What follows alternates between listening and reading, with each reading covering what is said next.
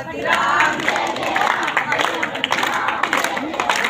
अंगद कहि जाहु मैं पारा जिय संचय कछु कीर्ति न पारा जामवंत कह तुम सब लायक पटई जिन कवई करनायक कहि रीछपति सुन हनुमाना का चुप साधि रहो बलवाना पवन तलय बल पवन समाना बुद्धि विवेक विज्ञान निधाना कवन सो काज कठिन जग माही जो नहीं होई तात तुम पाई राम काज लगी तब अवतारा सुनतहि भयउ पर्वताकारा कनक बरन तन तेज विराजा मानहु अपर गिरि निकर राजा सिंहनाद करि बारहि बारा लीलय नागौ जल निधखारा सहित सहाय राम नहीं मारी या नहीं हाथी कुंट उपारी जामवंत मैं पूछूं तो ही अदौज सिखावन दीजऊ मोई इतना कहूँ तात तुम जाई सीतऊ देखी कहूँ सुधियाई तब निज भुज बल राजीव नैना कौतुक लागी संग कपिसेना कपिसेन संग संघारी निश्चर राम सीतैया नहीं त्रैलोक पावन सुजस सुर मुनि नारदाद बखानिए जो सुनत गावत कहत समुझत परम पद नर पावही रघुवीर पद पातोज मधुकर दास तुलसी गावही। तो बच्चों, जब बंदर सेना समुद्र तट पर जाकर के खड़ी हो जाती है और उन्हें संपाति जो गिद्धराज जटायु का भाई है वो बता देता है कि मेरे तो पंख विहीन हो चुके हैं, जल चुके हैं, मैं बूढ़ा हो चुका हूँ। गिद्ध की दृष्टि बहुत तेज होती है, तो मैं यहाँ से देख सकता हूँ कि लंका के में एक वृक्ष के नीचे माता बैठी हुई है। अब लेकिन अब इनको तो भगवान को जाके सुनाना, देख के आएंगे तभी तो प्रमाण देंगे। इसके बाद अब बल बाधत बहु बाढ़ तो सतुबर निज जाए, अपने वो बल को बढ़ा रहे हैं, बांध रहे हैं, लेकिन ऊंची ऊंची जैसे ही समुद्र को लहरों को लोग देख रहे हैं उनका बल छीड़ जा रहा है, डर जा रहे हैं। उभय धरी में 3 7 प्रदक्षिण जाए। और जामवंत जी कह रहे हैं कि मैं अगर जीवावस्था में होता तो ऐसे समुद्र को मैं 7 प्रदक्षिणा करता।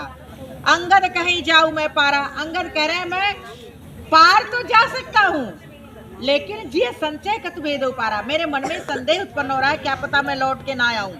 जामवंत कह तुम सब लायक पठई किम सब ही करना है। जामवंत जी कह रहे हैं कि अगर मैं युवा अवस्था में होता तो तुम लोगों को कहने की जरूरत ही नहीं पड़ती, मैं स्वयं समुद्र को लांग करके जाता और माता जानकी को देख करके आता। कहीं रीछपति सुन हनुमाना का चुप साधि रहो बलवाना। अच्छा, तब तक रीछपति जामवंत जी कह रहे हैं का चुप साधि रहो बनवाना।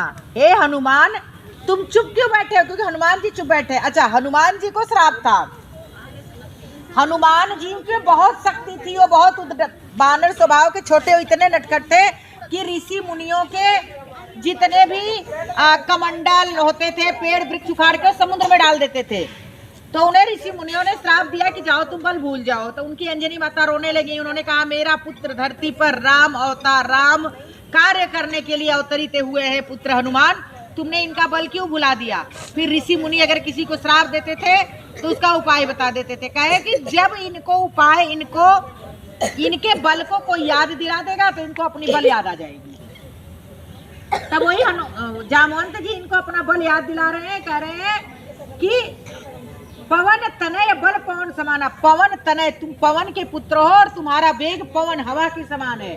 बुद्धि विवेक विज्ञान निधाना, और बुद्धि और विज्ञान विवेक में तुम्हारा तुम खजाने हो। कवन सो कार्य कठिन जग माही जो नहीं होता तात तुम पाई। हे हनुमान जी, ऐसा कौन सा कार्य है जो तुम्हारे लिए कठिन है इस धरती पर, तीनों लोकों में? राम काज लग जब अवतारा सुनते भयों पर्वताकारा। तुम राम के कार्य करने के लिए अवतार लिए हो और ऐसा सुनते ही भयों पर्वताकारा। उनका शरीर पर्वत के समान हो गया। बच्चों, किसका शरीर? हनुमान जी का, क्योंकि अब उनके जामवंत जी ने याद दिला दी, अब उनके बल की याद आ जाती है वहीं पर। कनक बरन तन तेज विराजा। कनक स्वर्ण, उनका शरीर स्वर्ण के समान तपने लगा, नाना प्रकार के स्वर्ण की कीड़े उनके निकलने लगी, इतना उनका तेज हो गया। मानव अपर गिरिन कर राजा, वो इतने क्रोध में खड़े हुए हैं, ऐसा लग रहा गिरिन कर राजा। गिरिन पर्वत, जितने पर्वतों के राजा हैं उन्हें भी वो निगल जाएंगे। और सिंहनाद कई बारंबारा लीलऊ खानो जल ने दिखारा। सिंहनाद शेरों के समान वो गर्जना कर रहे हैं और ऐसे जान पड़ रहा लीलऊ नागऊ जल निथाना, अभी गुस्से में वो लीलऊ पूरे समुद्र को, खारे समुद्र को पी जाएंगे। सहित सहाय राम नहीं मारी यानो, यहाँ तक वो इतने गुस्से में है